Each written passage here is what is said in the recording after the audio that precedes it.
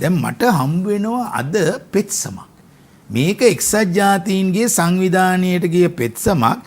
ඒක ඇරලා තියෙන්නේ නදුන් චින්තක. නදුන් චින්තක කියන කෙනාගේ තාත්තා මේක යවනවා එක්සත් ජාතීන්ගේ මානව හිමිකම් කවුන්සිලේ තියෙනවා ෆෝස් ඩිසපියරන්ස් කියලා කොමිටියට.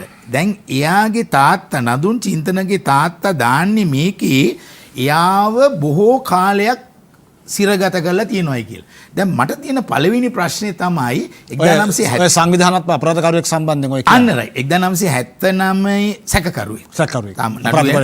අපි සැකකරුවෙක් කියලා කියමු. දැන් 1979 ත්‍රස්තවාදයේ වැළැක්වීමේ පනත යටතේ විශාල ප්‍රමාණයක් දැන් තියාගෙන ඉන්න ඔය සංවිධානාත්මක අපරාධ ඒගොල්ලන්ට කියනවා අපි ඕගනයිස් ක්‍රිමිනල්ස්.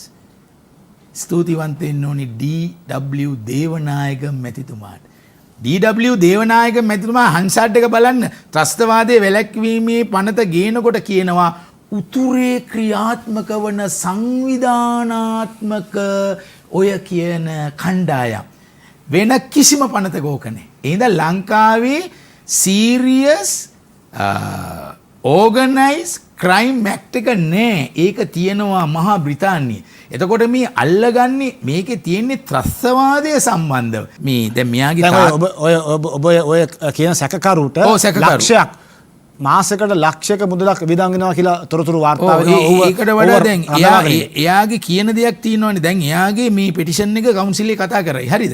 පුද්ගලයා වැඩක් නෑ අපිට. මිනිහා තංගල්ලෙලු තියන් ඉන්නේ කතා කරන්න දෙන්නේ නැහැ. එළු කාත් එක්කවත් 12 කාමරයකලු දාලා තියෙන්නේ. මේ මං කියනේවනේ ඔක්කොම මේ පෙත්සමේ තියෙනවා. හරිද? ඒක මානවිකම් කවුන්සිලේ ගන්නවද?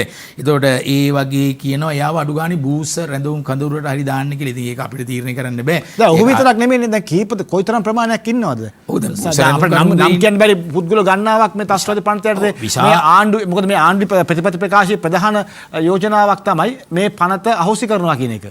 දැන් ක්ලෝඩ් ප්‍රශ්නේ තියෙන්නේ පනතක් අහෝසි කරාම ඒකේ ට්‍රාන්සිෂනල් අන්තර් වගන්තියක් එන්න ඕනේ අලුත් පනතේ.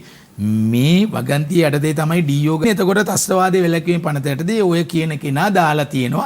දැන් එයාව අවුරුද්දකට වඩා සිරගත කරලා තියෙනවනේ. මොකද අලුත් ඇමෙන්ඩ්මන්ට් එකේ තියෙනවා වර්ෂන් එකක් මාස 12කින් නඩු පවරා නැත්නම් ඔහුට පුළුවන් යම්කිසි ආකාරයක අප දෙන්න. හැබැයි දැන් මෙයාට දාලා තියෙන්නේ සිරගෙන් පලා යන්න උත්සාහ කරනවායි කියලා එයාව අනිවාර්යෙන්ම නඩුව ඉවර වෙනකන් තියාගන්න. එහෙම කරන්න පුළුවන්. ඒක බැරි නෑ. නීතියේ තියෙනවා. ඉතින් මෙන්න මේ කියන පනත අහෝසි කරන්න කියන එක ඉල්ලන්නේ ඩයස්පෝරාව පැත්තෙන් අර ඒ කාලේ අල්ලගෙන හිටිය LTT සැකකරුවන්ව අර මුදල් දුන්නේ නිදාස් කරන්න. නමුත් ඇත්තට නිදාස් වෙන්නේ කවුද?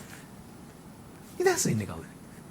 ඔය දරුණු ගණේ පාතාල කණ්ඩායම් ටික තමයි මේ පනත යටතේ ඩීఓ ගන්න.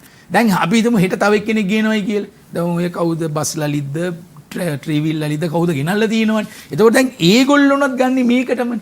ඒගොල්ලෝ ත්‍රස්තවාදීන් නෙමෙයි. මත්ද්‍රව්‍ය එතනින් ගියාට පස්සේ කුලියට මිනීමැරුම් ඔන්න ඕව කරන අයනේ. එතකොට මේකෙදි අපි බරපතල ලෙස කියන්න ඕනේ එක්සත් ජාතීන්ගේ මානවිකම් කවුන්සිලේ කිව්වට අපි අලුත් නැෂනල් සිකියුරිටි ඇක්ට් එකක් දෙනවා.